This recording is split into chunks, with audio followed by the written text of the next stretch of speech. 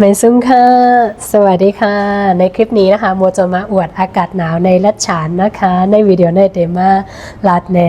เข้ากัดเมืองใต้เฮาเลยค่ะมาไหนเข้ากัดเมืองใต้เฮาหมดเหลียวเป็นข้าวยำ9:30ค่ะเนาะไปหันกลางวันค่ะตอนนี้นะคะเป็นเวลา9:30นะคะยังไม่เห็น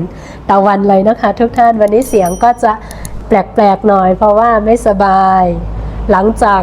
เข้าสู่ฤดูหนาวอย่างเป็นทางการตั้งแต่ออกพรรษาที่ผ่านมาจนถึง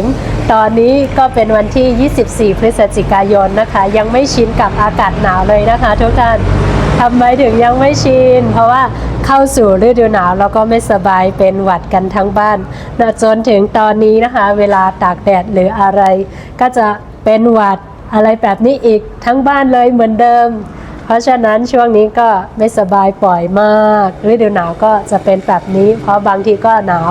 จนเย็นจัดเลยจนถึงตอนนี้เป็นเวลา9:30เรายังไม่เห็นอากาศเรายังไม่เห็นตะวันเลยเพราะฉะนั้นเดี๋ยวเรามาดูกันว่าวันนี้สภาพอากาศประมาณเท่าไหร่นะคะเหมือนในข้าวกัดเหมือนในเมืองไต้เฮาแต่มีกาฮือในค่ะเนาะมาดูกันปกติแล้วในช่วงออกพรรษาแบบนี้จะมีงานแบบเยอะมากจนโมกับพี่แสงไม่ค่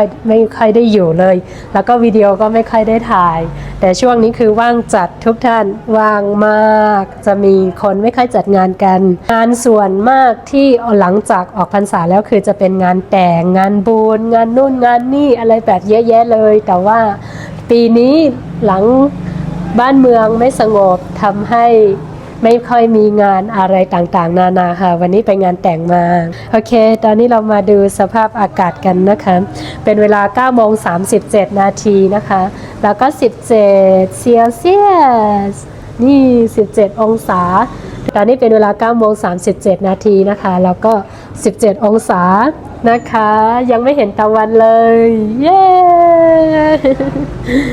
ดีมากถ้าหากว่าต่ำสุดคือจะมีอยู่ประมาณ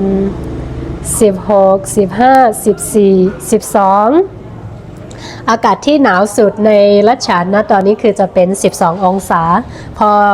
สายมานะคะจะมีอยู่ประมาณ17องศาแล้วพอเที่ยงหรือบ่ายก็จะอยู่ที่22 องศาเท่านั้นนะคะ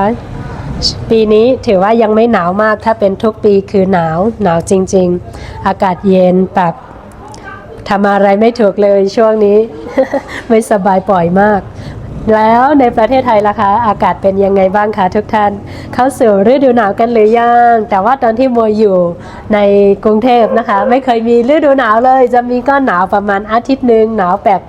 เบาๆแค่นั้นก็ดีใจมากแล้วถ้าหากว่าได้สัมผัสอากาศหนาวนะคะทุกท่านเป็นแบบโมหรือเปล่าไม่ทราบเพราะว่าโมจะชอบช่วงฤดูหนาวมากๆเลยไปไหนมาไหนก็สะดวกอะไรแบบนี้ใส่เสื้อผ้าหนาๆอะไรแบบนี้โมชอบมากถ้าเป็นช่วงฤดูหนาวบางคนอาจจะไม่ชอบโอ้ยต้องใส่เสื้อผ้าหนักๆนู่นนี่อะไรแบบนี้แต่ว่าโมจะชอบมากในวิดีโอในกล่องบ่มีสังหนังกับค่ะมาลัดเนว่าเขากัดเมืองไทยเฮาเลยกัดยาวเพราะว่าเป็นกลางวันขนาดอยู่ที่22 ดีกรีเพราะว่าเป็นกลางวันขนาดว่ากัดสุดก็อยู่ที่12เลยค่ะเย้พี่น้องเขาอันอยู่ทั้งเมืองมานว่าเมืองไทยว่าจะในก็เขาก็ติคอยว่าโอ้ยใจถึงเข้ากัดเมืองไทยว่าจะในค่ะเนาะเขาได้อยู่ว่าก็บางว่าก็อยู่ลีบางว่าก็บ่อยู่ลีว่าเข้ากัดก็จะเป็นส่วนไหนก็อันกันอยู่ลีตั้งเฮิรนค่ะเดี๋ยวเราไปดูด้านนอกกันอันพี่น้องเขากันเน่ตั้งนอกว่าเป็นเส้นหือนี่ค่ะทุกท่านนี่ก็จะเป็นหน้าบ้านเรานะคะนี่ก็จะเป็นหน้าเฮิรนเขาก็หน่อว่ากลางวันไปออกค่ะมาเดี๋ยวข้าวยาม9:30ปลายค่ะเนาะ9:30กว่ายังไม่มีตะวันเลยค่ะยังไม่เห็นตะวันเลย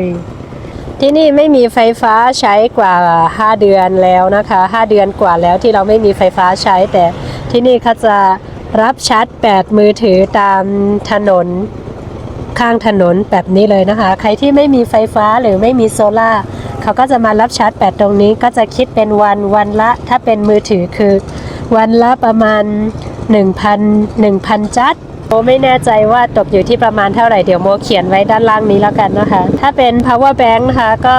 อันนี้เลยถ้าหากว่า power bank 30,000ก็จะตกอยู่ที่ประมาณ 3,000 จัดอะไรประมาณนี้ในน้ำร้านเนี่ยมีไฟฟ้ามาหาเหลือเอาเหก็เขาได้รับซองพงพอ1วันใน1ลูกใน1เฮงในว่าเพราะเป็นพงแต่เพราะว่าเป็น power bank แต่เอาแห้งมันว่าเพราะว่าแห้งมัน10,000ก่อน1เฮงค่ะอันนี้คือตะวันจะอยู่ข้างบนนี้ยังไม่ออกเลยยังมีเมฆบังอยู่นะคะมาแล้วก็มีหมอกคลุมให้ไว้ไปหันกลางวันนี่หน้าบ้านเราอันนี้คือพี่สาวขายก๋วยเตี๋ยวอะไรแบบนี้ตอนเช้าโถผู้อะไรแบบนี้ค่ะอากาศหนาวๆแบบนี้นะคะเราจะไม่ไปตลาดกันค่ะทุกท่านก็จะมีรถมอเตอร์ไซค์พุ่มพวงมาขายถึงหน้าบ้านเลยค่ะขายอะไรบ้างมาดูกันก็จะมีผักมีเนื้อสัตว์มีหอมอะไรมันฝรั่งมะเขือเทศอะไรแบบนี้มีหมดเลยค่ะตอนนี้คือเริ่มสายแล้วจริงๆรถพุ่มพวงนี่คือรถมอเตอร์ไซค์พุ่มพวงนี้เขาจะออกตั้งแต่นู่นตีสี่ตีห้านะคะไปเอาของก็ประมาณตีสองตีสามค่ะ6 โมงก็เริ่มออกแล้วนะคะ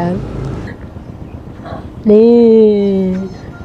อันนี้คือไปขายมาแล้วเพราะฉะนั้นจะยังไม่เห็นเยอะเท่าไหร่ถ้าหากยังไม่ไปขายนี่คือข้างบนเต็มข้างล่างเต็มค่ะโอเคนะคะทุกท่านวันนี้เราก็มาอวดอากาศหนาวกันเพียงเท่านี้นะคะในวิดีโอในก็มาเน่เขากัดปันหน้าก้อยหนังเก่าคาให้พี่น้องเขาเลยคอยกัน ให้พี่น้องทุกท่านได้อิจฉาว่าในรัชฉานนะคะประเทศเมียนมา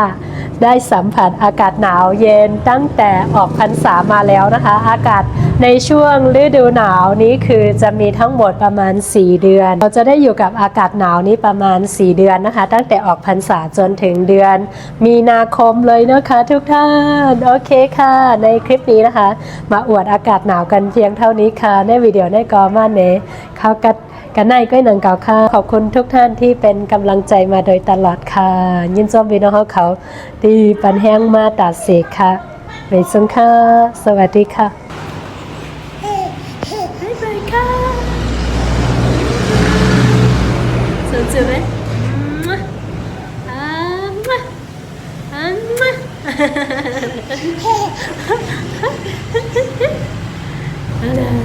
네, 아쭈꾸지, 아쭈꾸지,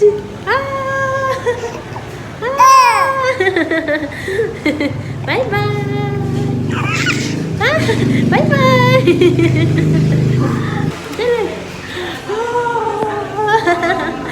Đưa, phải lên lipstick mà. Alo, phải lên nè. Hả?